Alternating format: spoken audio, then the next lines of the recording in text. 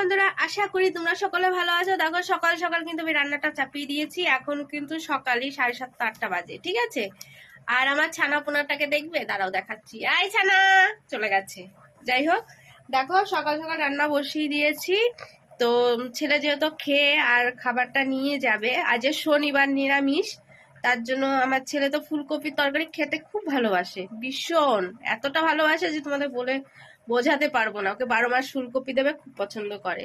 ফুলকপি আর আলুর তরকারি করছি, হয়ে গেছে। আর সবজিগুলো দেখো সব ফ্রিজ থেকে বের করে, মানে টোপলা টোপলা করে সব রাখা ছিল। হ্যাঁ, সব বের করে নিয়েছে। এই যে পালং শাকটা আগেতেই কাটা ছিল, ধুতে হবে শুধু।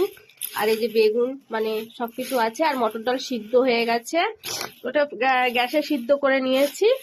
যেহেতু শনিবার ভেবে চিন্তে রান্না করতে হবে। আর যেহেতু কাঠে রান্না করছি, ওই জন্য এই ঘর ও ঘর করা যাবে না সব, ওই জন্য ফ্রিজ থেকে নিয়ে এসে এখানে রেখেছি। যেটা যেটা প্রয়োজন হবে কেটে নেব। আর এখানেই কল আছে, ধোয়াধুয়ি করে রান্নাটা করে নিয়ে ওই ঘরে চলে যাব। গ্যাসে রান্না করলে তাও একটু সরানো যায়, এখানে কাঠে রান্না করলে তো ওই সমস্যাটা একটু দাঁড়ায়, বুঝেছো। তো আমি তো সকাল সকাল রান্না করা বসে গেছি। তোমরা কি করছো? চা টিফিন হয়ে গেছে, আমার চা খাওয়া হয়ে গেছে। তো বন্ধুরা, সুস্থ থাকো, ভালো থাকো, টাটা।